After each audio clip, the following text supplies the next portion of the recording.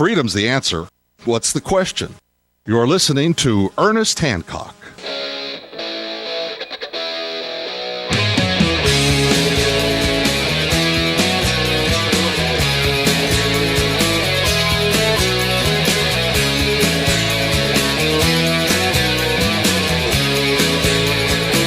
Welcome back to Declare Your Independence with me, Ernest Hancock. What we're doing, I'm gonna go over some of the headlines in the news, and there's so many things that are happening. I just want to make sure that we just get a headline here real quick. 1, WikiLeaks, Homeland Security invokes Patriot Act on Assange, seeks server data.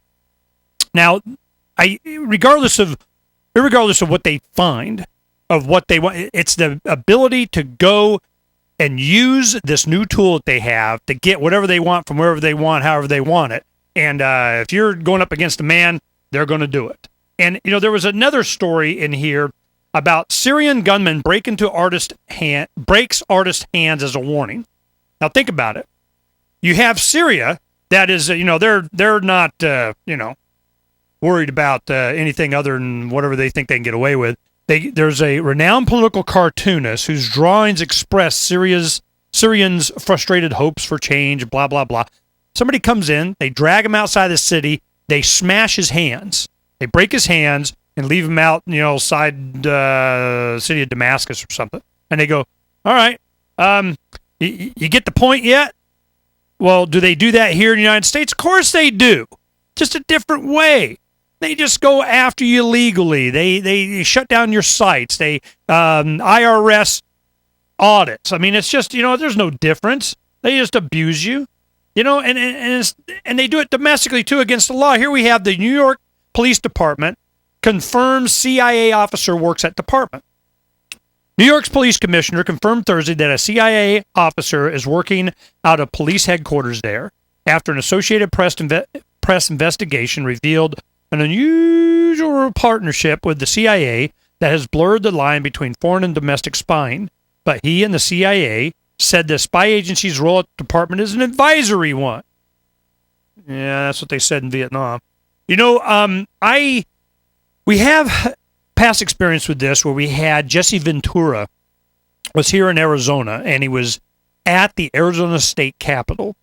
And he was here in support of Senator Karen Johnson that took the floor at the U.S. Senate, and she made a big plea for the legislators to learn more about what really happened on 9/11, and she gave out packets to all the legislators. Now, of course, a lot of them, it was kryptonite. They didn't want to touch it, but she got a lot of press, and she's like, look, I got these questions. This is, damn.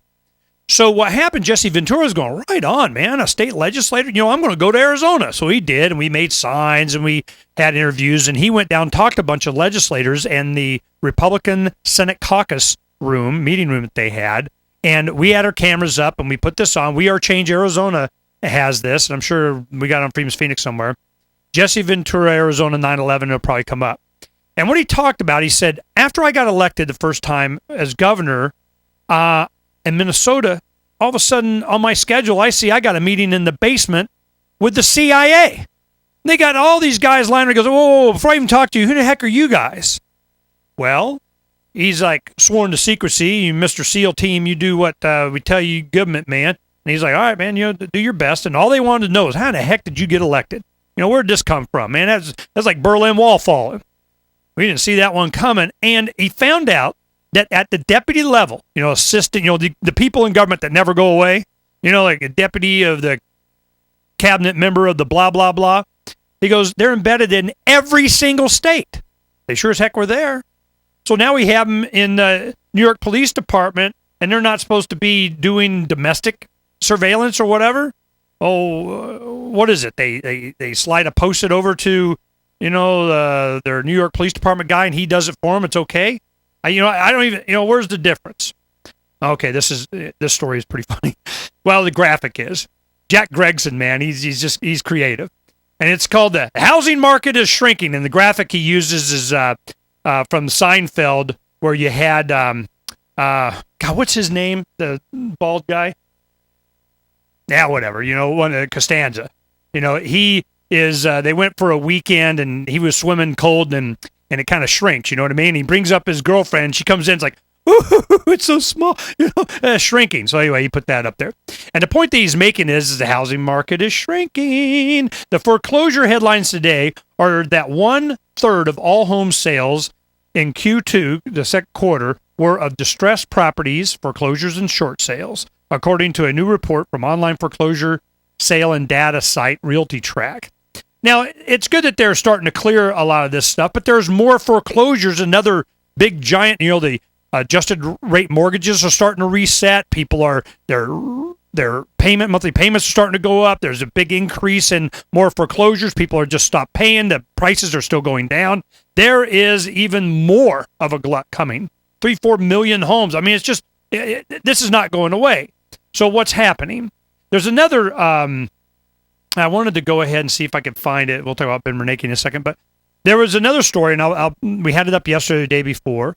And it was about the consolidation of all of the Freddie Mac and Fannie Mae and HUD homes and all this kind of stuff that they're getting ready to make available to the big banks to buy at pennies on the dollar, rather than getting a lot more if they just put them out for bid and auction to individuals. Because you're not allowed. Think about it. We went through this. I talked about this. You go, last year before. So I remember we were at the workshop, and I'm going, look, I tell you, I already know where this goes because it happened before. It was the Resolution Trust Corporation. When the savings and loan thing happened, what happened? All those bad assets went into the hands of the government. You had 500, 700 billion, whatever it was, wound up costing. I think it started off at 200 billion, then it went to God knows what. And they take all this onto the government books. Then they gave them in big giant chunks, for gazillions of dollars. If you got $100 million on it, well, then you can bid. And here it goes to the bank or this fund or these guys or whoever got a bunch of money developing de la whatever. And they take them and then they make the money and liquidate them. They do it. And I go, I guarantee you it happens again. Because they already did it. And the bank's going, yeah, we need a bailout. And then they're not lending the money. They're sitting on a bunch of cash. What are they going to do with that? They're going to buy up all of these homes that are distressed out there. They will, liquidate them, get some kind of tax credit back for them doing, yada, yada. And the bottom line is going to wind up back in their hands, and they're going to sell it back to you. Who makes some money on that? And who's short on that? We gave them full credit on these. We gave them toxic waste, toxic assets. What we do? Paid, 100 cents on the dollar. Then they're going to sell them. The government gets them. Then they're going to sell them back at what? Fractions of that to the same people they just gave full amount to for the mortgage. Duh. You guys see what's going on here? So now we have that. They're sitting there with the money. They already got the money from the taxpayer to have all this worthless asset, whatever, go onto the books of these guys. They know that, if it was worth $100,000, now it's worth, 40, if that. And then the government sells them all in one big lump at, 20 to these guys to be able to buy them all, and then they're going to sell it to you when you would have paid 110 for it. This is your government, man. Not mine. We'll be right back.